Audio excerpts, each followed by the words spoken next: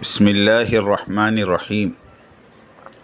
قسط نمبر 886، اعتراض نمبر 8 اور اس کا جواب۔ فیصلوں پر عمل ندارت، فیصلوں پر عمل ندارت دین کی سمجھ اللہ کی نعمت ہے، خبر کی تصدیق ضروری ہے۔ فقہائے مدینہ منورہ۔ دعوتی کام اور اس کا اسلوب۔ الحمدللہ الحمدللہ وحدہ والصلاة والسلام علی من لا نبی بعدہ، اما بعد۔ اعتراض نمبر 8، باغی سیاسی ہو کہ سماجی ہو کہ جماعتی، اس کے ساتھ مسلمانہ اور برادرانہ سلوک کیوں کیا جاتا ہے؟ اسے تو ملت سے خارج کر دینا چاہیے۔ جواب۔ بغاوت اور اختلافات، باغی اور مخالف قرن اول کے ہوں یا ہمارے دور کے، سب کا عقیدہ درست ہے تو وہ مسلمان ہیں۔ نظریات کے بدلنے سے وہ کافر اور منافق نہیں ہو جاتے۔ مثلاً حنفی، مالکی، شافعی، حنبلی، سلفی، بریلوی، دیوبندی، مودودی اور تبلیغی اور شورائی سب مسلمان ہیں۔ حشیم کہتے ہیں کہ حضرت حسن ابن علی رضی اللہ تعالیٰ عنہما حضرت معاویہ رضی اللہ تعالیٰ عنہ کے حق میں دستبردار ہو گئے تو معاویہ نے انہیں کہا کہ کھڑے ہوں اور بات کریں، تو حضرت حسن رضی اللہ عنہ نے حمد و ثنا بیان کی، پھر فرمایا اما بعد، عقل مندی تقوی میں ہے اور عجز گناہوں میں ہے۔ بے شک اس معاملے میں میرا اور معاویہ کا اختلاف تھا، معاویہ مجھ سے زیادہ حقدار ہیں، میرا جو حق تھا وہ میں نے معاویہ کے لیے چھوڑ دیا، مسلمانوں کی اصلاح کے لیے اور ان کے خون کی حفاظت کے لیے، اور پھر استغفار کی اور ممبر سے اتر گئے۔ ابو البختری کہتے ہیں کہ حضرت علی رضی اللہ تعالیٰ عنہ سے سوال کیا کیا اہل جمل مشرک تھے؟ فرمایا وہ شرک سے دور تھے۔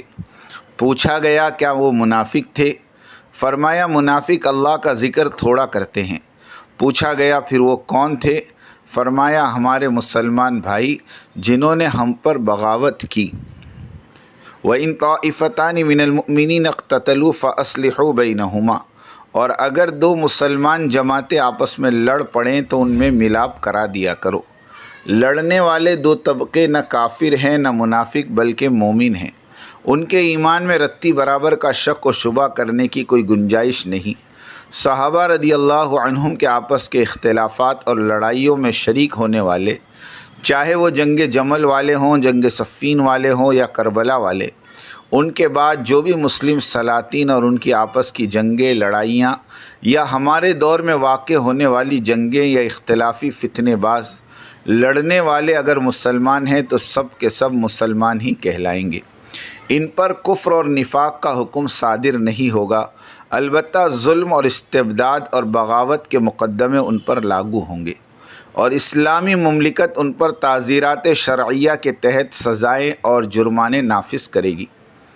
فیصلوں پر عمل ندارت، مسلم ممالک کے عدلیہ کے فیصلوں پر عمل پیرا نہ ہونے کے دو وجوہات ہیں۔ پہلی وجہ جہالت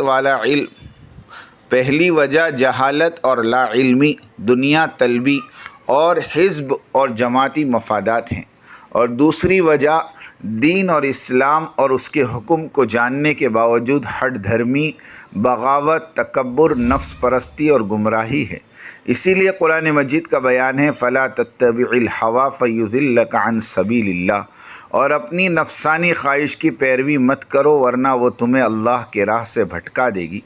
بے شک جو لوگ اللہ کی راہ سے بھٹک جاتے ہیں ان کے لیے سخت عذاب ہے، اس لیے کہ انہوں نے حساب کے دن کو بھلا دیا ہے۔ دین کی سمجھ اللہ کی نعمت ہے۔ رسول اللہ صلی اللہ علیہ وسلم فرماتے ہیں من یرد اللہ بہ خیرا یفقہہ فی الدین، اللہ تعالیٰ جس بندے کے حق میں خیر چاہتے ہیں اس کو دین کی سمجھ عطا کرتا ہے۔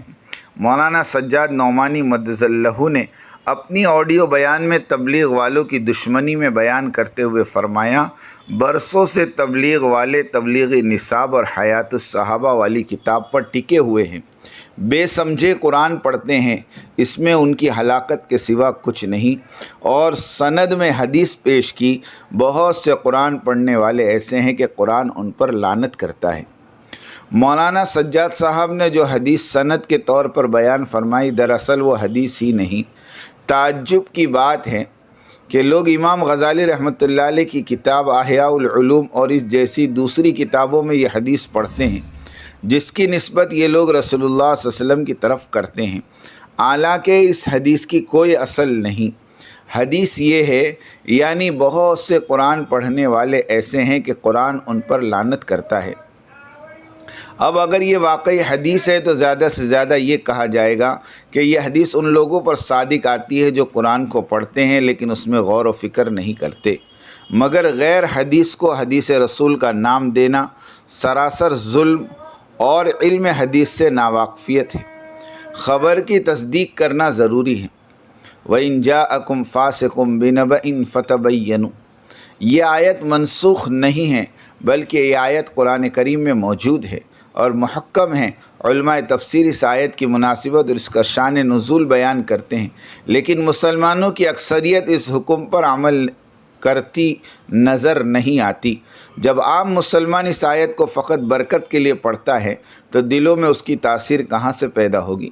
اسی لیے رسول کریم صلی اللہ علیہ وسلم نے فرمایا، قرآن یا تو تمہارے لیے موافق ہے، حجت ہے، یا تمہارے خلاف حجت ہے۔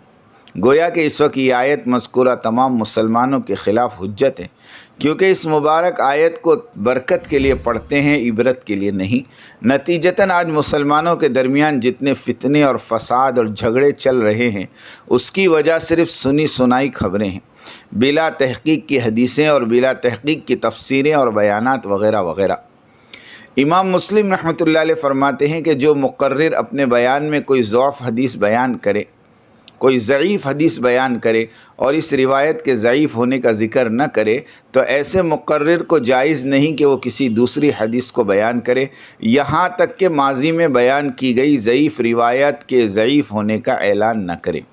فائدہ: امام مسلم جیسے مقدس محافظین حدیث کی حق گوئی کی برکت سے فرمان رسول اکرم صلی اللہ علیہ وسلم یعنی محفوظ ہے، ورنہ ہمارے مقررین کی بے سند لنترانیاں احادیث رسول کو اسرائیلیات کی شکل دے دیتی ہیں۔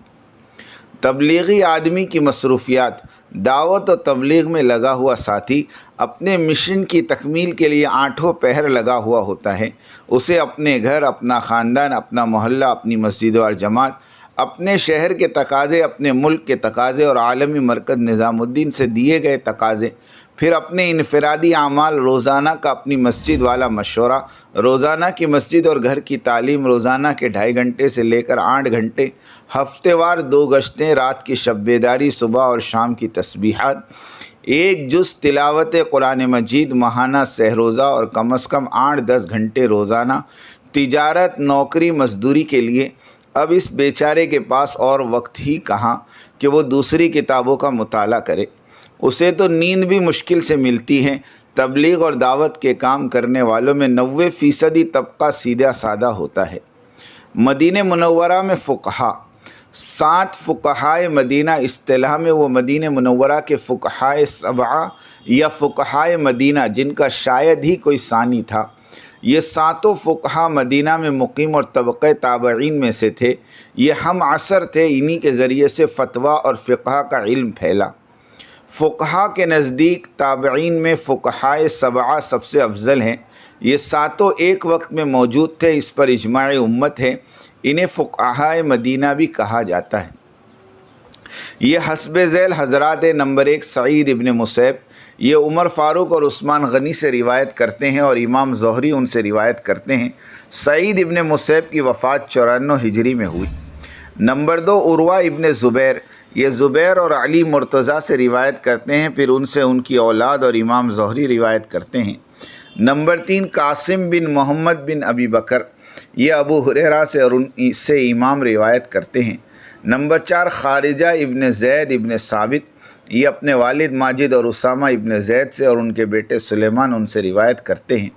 نمبر 5 عبید اللہ بن عبداللہ بن عتبہ ابن مسعود، یہ ام المومنین حضرت عائشہ صدیقہ اور ابو ہریرہ سے روایت کرتے ہیں اور ان سے امام زہری وغیرہ روایت کرتے ہیں۔ نمبر 6 سلیمان بن یسار، یہ ام المومنین میمونہ کے آزاد کردہ غلام تھے۔ یہ میمونہ اور ابو ہریرہ سے روایت کرتے ہیں اور ان سے یحییٰ ابن سعید اور ربیعہ روایت کرتے ہیں۔ نمبر 7 ابو بکر بن عبد الرحمن بن حارث بن ہشام، یہ ابو ہریرہ اور ام المومنین حضرت عائشہ صدیقہ سے روایت کرتے ہیں اور ان سے ان کی اولاد اور امام ظاہری روایت کرتے ہیں۔ فائدہ: 7 فقہا اور 5 لاکھ داعی اللہ، دین کی تبلیغ والے اپنے دینی اور دنیاوی مسائل میں ان 7 فقہا کی طرف رجوع کرتے تھے اور باقی ساری توانائی اور جان و مال اور وقت اعلی کلمت اللہ پر صرف کرتے تھے۔ دنیا کے کونے کونے میں تبلیغ دین کے لیے پہنچ گئے اور وہیں پر قبریں بنا لی۔ کسی فقیہ نے ان داعیوں پر ان کی کم علمی پر اعتراض نہیں کیا بلکہ ان کا حوصلہ بڑھاتے تھے۔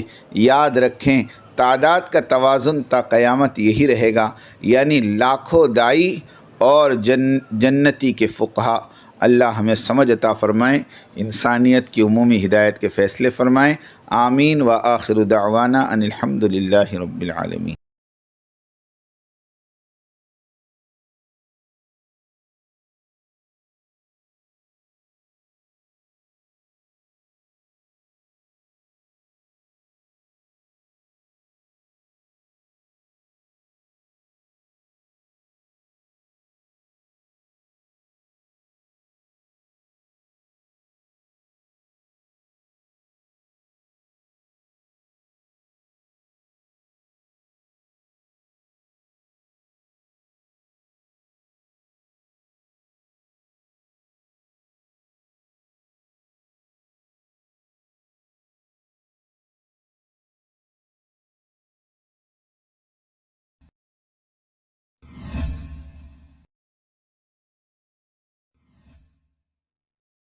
میرے لفظوں کے دریا میں سنبھل کر تم سفر کرنا، سفینے اس میں جو اترے وہ ساحل کو نہ پائے۔ میری بات توجہ سننی پڑے گی، بہت توجہ سننی پڑے گی۔ تم بات کو غلط مطلب نکالو گے اپنی ذہن سے، تو میرے ذہن میں جو مطلب ہے اس پہ غور نہیں کرو گے۔ یہ بڑی مصیبت ہے زمانے میں۔ بجائے جو میں چاہتا ہوں اس طرف توجہ کرنے کے، اپنے دماغ میں جو کچھ لیے بیٹھے ہو اس کو غلط رخ پر لے جاؤ گے۔ سنو غور سے۔ بات کو سمجھنے کے لیے سب سے پہلے آدمی اپنے ذہن کو اور اپنے برتن کو اعتراض اور تردد اور اشکال سے خالی کرے، اس لیے کہ اگر کسی بات کو بھی مفہوم مخالف اور کسی بات کو بھی کسی دوسرے عمل کی تردید یا اس کی تنقیص یا اس کی افادیت کو کم سمجھنے کے سوء ظن کے ساتھ سنا گیا، نفع کی باتوں سے نقصان ہونا یقینی ہے۔ اس لیے سب سے پہلے ہم اس کی نیت کریں، پوری بات سنیں گے، آگے پوری بات نقل کریں گے۔ آدھی سننا یہ بھی دین دعوت کے لیے ناقص، اور آدھی بات کا نقل کرنا یہ تو بڑے فساد کا ذریعہ ہے۔ اس لیے بہت توجہ کے ساتھ بات سننی ہے۔ اور اگر آپ نے ابھی تک ہمارا چینل سبسکرائب نہیں کیا تو فوراً سبسکرائب کیجئے، ساتھ ہی بیل آئیکن پر کلک کریں تاکہ مزید آنے والی ویڈیو ہیں وہ آپ کو وقت پر ملتی رہیں۔